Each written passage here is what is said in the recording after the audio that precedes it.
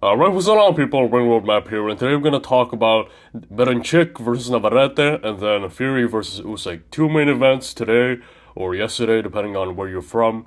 And let's start with Fury versus Usyk. I initially predicted a decision win for Alexander Usyk, but I didn't have time to actually make a video on it.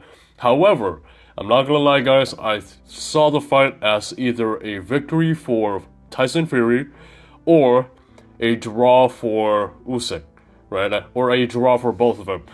And the reason why I think it was a draw was because of the standing 8. Without the standing 8, then it wouldn't be arguable. I really thought that Tyson would win, or Tyson won, if it wasn't for the knockdown. But because of the knockdown, I had it a draw.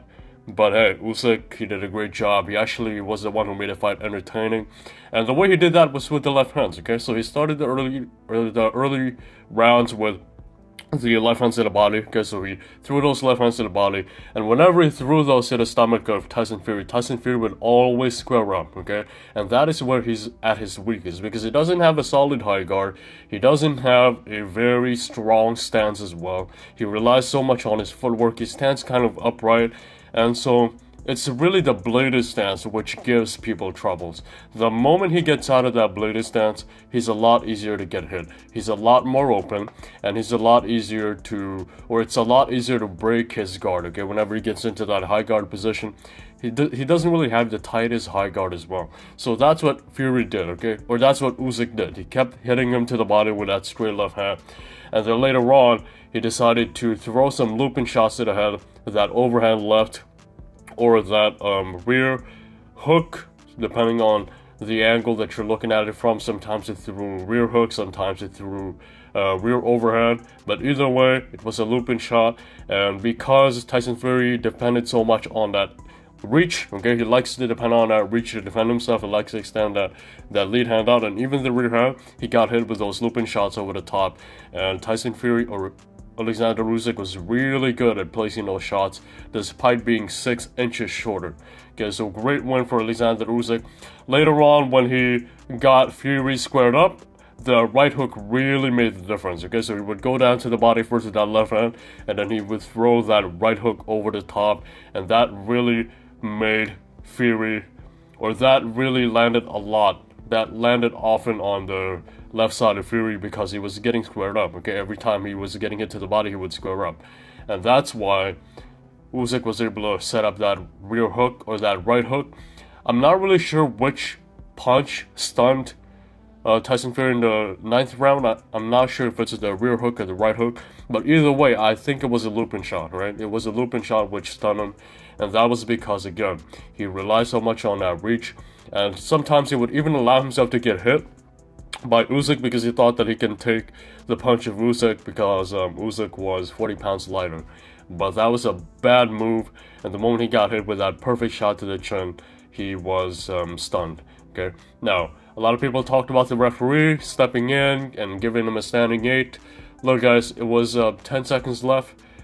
Around that time, it was like 10 seconds left, and the referee stepped in for a standing 8. If it wasn't for the standing 8, would he have knocked him out?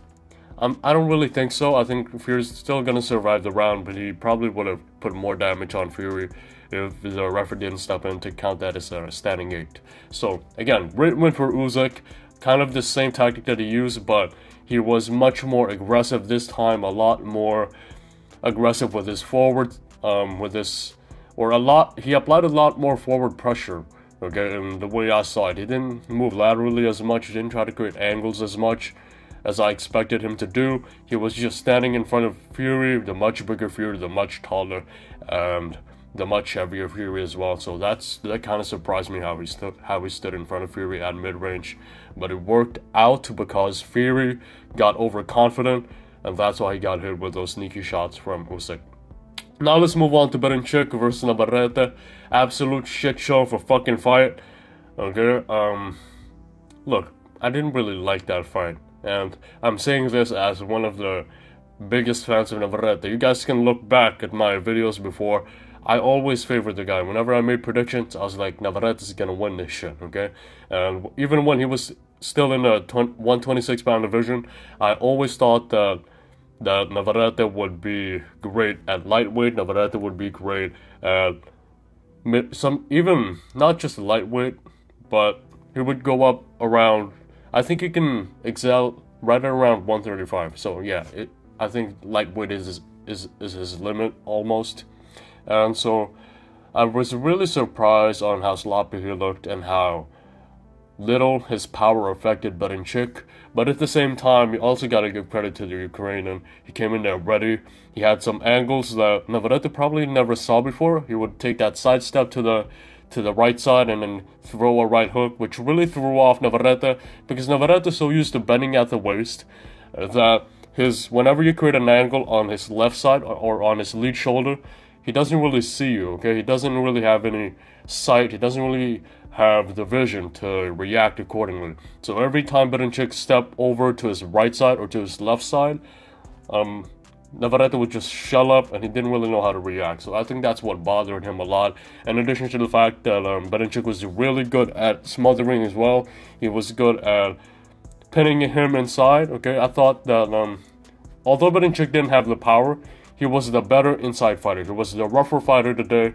And Navarrete didn't really react properly to those smothers and to those inside attacks that Berinchyk threw at him. Now, do I think Berinchyk won the fight? It was actually kind of close on my end. But again, both of them were close. Fury Usyk, Berinchyk versus Navarrete. But for this one, I thought that it was a little more clear than the Fury Usyk one. Berinchyk won a little more convincingly than Usyk, and so when by the time his name got announced, I wasn't really surprised, and I wasn't mad either, because Navarrete looked terrible, okay, and I was the one who was cheering on him to actually fight Shakur before, but after watching that performance, I don't think he's ready for Shakur. No offense, I don't think he's ready for Shakur. And who else is in lightweight? I think Tank still has a belt at lightweight, right? At 135. He's not ready for Tank. Definitely not ready for Shakur. Not ready for Loma as well. Let's not even talk about that, okay? I don't think he's ready for any of those guys. It was a disappointing loss. And yes, he had a strength and conditioning coach, but I think it's time to get a nutritionist as well. Okay, keep that weight in check. Because he always has that flab under his belly every time he fights, especially now that he moved up. Okay, so he has to take care of that as well. Hire a nutritionist, right? Improve his punching speed, and don't just rely on those wild swings. There has to be some changes in his style. Okay, I'm not sure how it will be, because at the lighter weight he threw with more volume, but today his volume was super low. His volume was much lower. I didn't expect that. Probably the weight probably played a role in that. And so if I was him, I'd focus more on compact punches, power in the next camp, you know, because he's not going to be able to throw with as many volume now because he's heavier. Okay, I don't think he's going to come back. I don't think that volume of him that he had at 126 is ever going to come back. So if I were him, there would be some tiny changes in the style. Okay, I definitely recommend that for Navarrete, and he should be ready for the top guy soon, like Shakur. Shakur's probably the safest fight. Loma, I wouldn't recommend to fight Loma, and I wouldn't recommend him to fight Tank either. Those are dangerous fights. Shakur, yes, he might get schooled, but at least he's not gonna get knocked out. Okay, at least he's not gonna get hurt real bad. Okay, so that's why I would prefer Shakur versus Navarrete before anything else at 135. But again, all that shit's ruined. Berinchyk is now the champ.